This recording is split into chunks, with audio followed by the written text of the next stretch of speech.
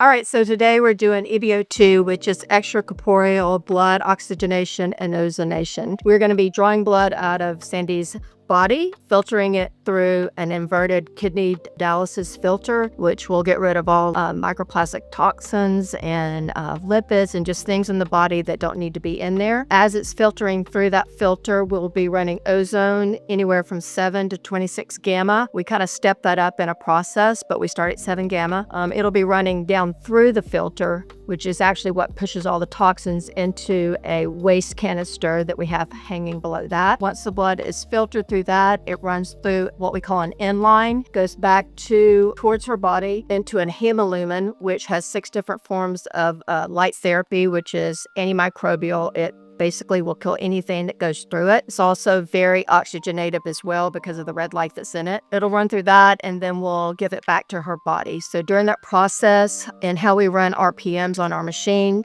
we will be filtering anywhere between 4 to 6 liters of her blood. The process itself will take anywhere from 45 minutes to an hour, depending on any roadblocks that we might have. Sometimes with ozone, blood sugars can drop, and so we have to treat those. But for the most part, it should be a really smooth procedure today. And on all of her vital signs, everything looks good. And so I think we're good to go. Looking, see how these white bubbles, that's air. But if you see anything that's going through there that's like that size, like double that size, and it's yellow, that's a lipid pool. And it looks like it floats. But she did have it in the very beginning. I don't see any right now. Huh? Yeah, in the beginning you did. Yeah. So lipid pool just means like there is something in our body that has to do with cholesterol and fatty particles in the blood, and one of those is lipid or lipids. And so in doing the EBO2, a lot of times we'll see lipid pool coming from the blood. And that's what I mean by when I say lipid pool. I've seen it to where like almost the whole entire line is filled with lipids. It happened to me. I had really high cholesterol, lipid panel, and over several EBO2s, my cholesterol dropped 100 points. So kind of undeniable. I think it is a good thing. Sometimes when we first turn on the ozone, it can give them a little bit of a plush feeling. But for the most part, I don't think people really feel anything. Sandy, are you feeling anything? Nothing. If there is some lipid pool in the arm, sometimes that can cause a little bit of pressure and they'll feel a little bit of vibration as the pool happens. But other than that, that's really all. If their blood sugar starts to drop, which ozone can drop blood sugar, they might feel a little lightheaded, and we have really quick remedies for that. We can give them glucose gel, or if it drops too much, like 20 to 30 points, we'll give them D50 just to stabilize that blood sugar so it doesn't drop too much. All right, so at about 15 to 20 minutes, Sandy had a drop in her blood glucose of about 30 points.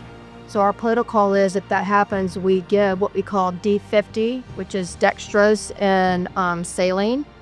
So we gave that to her, and now we're rechecking the blood sugar to see if that helped. But what happens with ozone is it creates like a controlled oxidative stress syndrome in the body. There's a metabolic response to it, which is the reason it can lower blood sugar. And so just because that's known, we check blood sugar frequently, and we know how to treat it.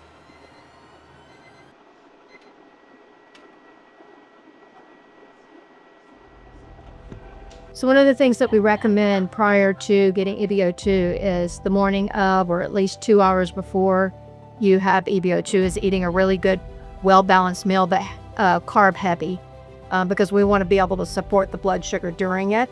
So that having the carbs, a heavy carb load, kind of pushes your blood sugar up, but having that protein and fat sustains it through the process. So like in the morning, it would be great if you had like 2 eggs, an avocado, some really good kind of grain toast with whatever you wanted to put on it. And that way it just gives a good spike and sustaining blood sugar while you're getting procedure done.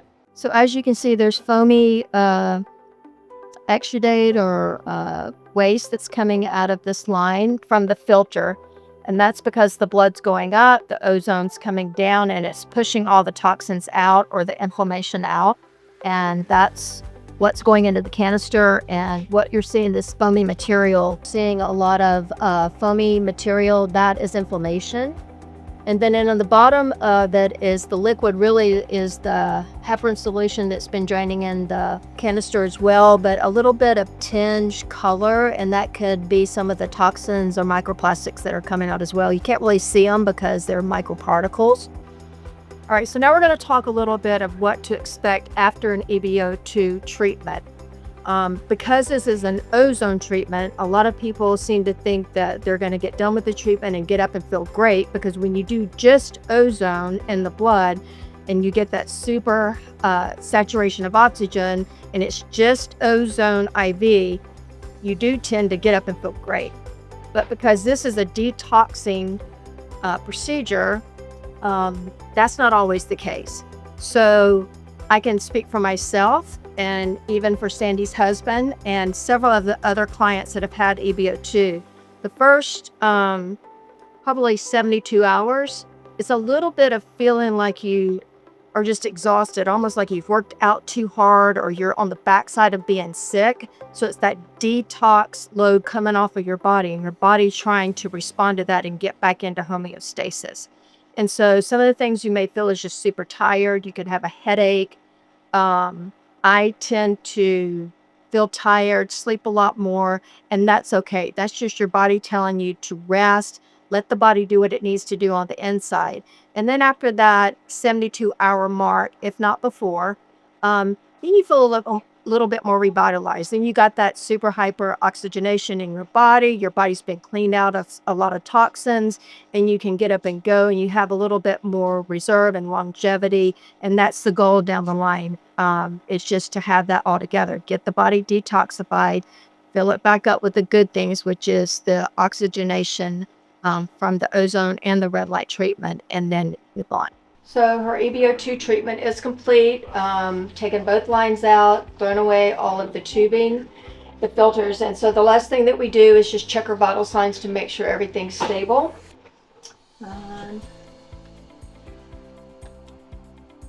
And also check her blood glucose, which I did, and her last blood glucose was 124. She started at 134, so we're good there as well. And so really going forward, she's going to leave. She just really needs to take it easy, have a good meal, drink a lot of fluid, and just listen to her body as it goes back into homeostasis.